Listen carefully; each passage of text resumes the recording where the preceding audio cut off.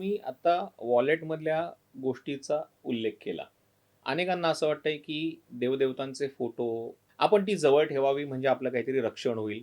या गोष्टी सतत जवळ बाळगणं फायद्याचं ठरतं, धोक्याचं ठरतं.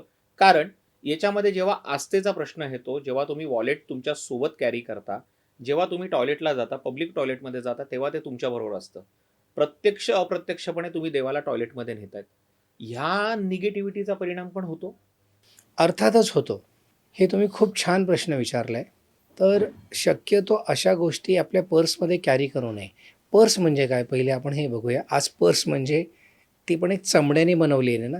हं. कुठल्यातरी जनावराचं कातडं तुम्ही सोलून त्याला छिलून स्वच्छ करून दर्शनी भाग त्याचा चांगला केला एवढंच आहे ना. पण आहे ते कुठल्यातरी जीवाचं कातडच ना, शरीराचा भाग. जेव्हा अशा पर्समध्ये जेव्हा तुम्ही काही गोष्टी ठेवता तेव्हा खूप विचारपूर्वक ठेवा. त्याच्यात जुनी बिलं नका ठेवू. त्याच्यात फोटो असे नका ठेवू जे कालांतराने ते फिके पडून जातात. मग हेही फोटो हे त्रासदायक ठरू शकतात. तर अच्छा. फोटो हे ठेवू नये. हे बघा एक लक्षात घ्या 1905 मध्ये कॅमेऱ्याचं इन्व्हेन्शन झालं होतं. माझ्याकडे 4 वेद 18 पुराण आहेत. त्याच्यामध्ये फोटोचं प्रावधान कुठेही दिलेलं नाही आहे. हे फोटो नंतर कालांतराने आलेत आणि ते कन्व्हिनियन्स म्हणजे सोयीप्रमाणे जास्त उपयोगी पडतात आणि त्याला प्रतिकात्मक रूप हे चांगलं बघू शकतो म्हणून त्याचा उपयोग आपण करू शकतो. पण ते कुठे ठेवावं, किती ठेवावं हे आपण विचार करावा. म्हणून फोटो हे प्रावधान पर्समध्ये तरी ठेवू. अनेक ज्योतिषी काही त्यांच्या साधकांना किंवा त्यांच्याकडे जे भक्त येत असतात, त्यांना एक उपाय सांगत असतात, की तुझ्या मागे पितृदोष आहे, तुझ्या मागे मातृदोष आहे किंवा पूर्वजांचा दोष आहे. त्यामुळे तू जर तुझ्या खिशामध्ये खिशामध्ये इन द सेन्स पर्समध्ये आई-वडिलांचा जर फोटो ठेवला, तर तुझं चांगलं होईल. याच्यात काय लॉजिक आहे मग? पहिले तर एक लक्षात घ्या फोटो म्हणजे काय? तर एक प्रतिकात्मक रूप आहे ते. तर ते प्रतिकात्मक रूप आहे ह्याच्यावर नवीन काही जे शोध लागले त्याच्यामध्ये असंही जाणवलं की लोकं हिप्नॉटिझम ओह! सारखे अच्छा. प्रकारसुद्धा करतात. तुम्ही एक विचार करा की प्रत्येक नाण्याला 2 बाजू आहेत. बरोबर. माझं म्हणणं आहे त्याला 3 बाजू आहेत.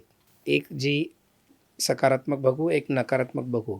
हं, पण कॉईन हा उभा पण राहू शकतो ना सर. हं. तर ही जी तिसरी बाजू आहे ना, ही अंधारातली बाजू आहे. ज्या अर्धवट ज्ञानातल्या गोष्टी आहेत, तिथे आपण हात का घालावा? जेव्हा फोटो तुम्ही खिशामध्ये ठेवता, तेव्हा त्यांना बघण्यासाठी तुम्हाला आठवण आली, की काढून बघण्यासाठी चांगली गोष्ट आहे. पण त्याच्यावर लोकांनी दुष्कर्म आणि दुष्प्रयोग हे पण केलेले आहेत. तर असे परिणाम करून लोकांना संमोहन करणे, असे बरेच काही टोटके पण केलेले आहेत. असे आगळे-वेगळे अनुभव आल्यानंतर ते खूप सांभाळून लोकांनी त्याचा वापर करावा. प्रत्येक माणसाने फोटो ठेवायची गरज नाही आहे आणि जेव्हा ते जिवंत आहे तेव्हा तर मुळातच नाही. फोटो हा पण काही पूर्णत्व नाही आहे. हा 2D इमेज आहे. तर 2D इमेज ही फुल असू शकत नाही. जेव्हा तो अर्धा फोटो आहे, तर ते पूर्णत्वाला गेलेत का ते? नाही गेले. म्हणून एक दुसरं कारण असं आहे, की जर फोटो असावा तर तो पूर्ण साईजचा असावा. अच्छा. त्याच्यात त्याचे पायसुद्धा दिसावे, की तुम्ही त्या पायाला आपल्या बोटांचा स्पर्श स्पर्श करून करून. आशीर्वाद घेण्याच्या स्थितीमध्ये तुम्ही असू शकता. पण मग तुम्ही मगाशी म्हणालात, की फोटो फेड होऊन नका देऊ, फेंट होऊन नका देऊ, ते चुकीचं आहे. म्हणजे आयडियली चुकीचं आहे, की ते वास्तुदृष्ट्या पण चुकीचं आहे?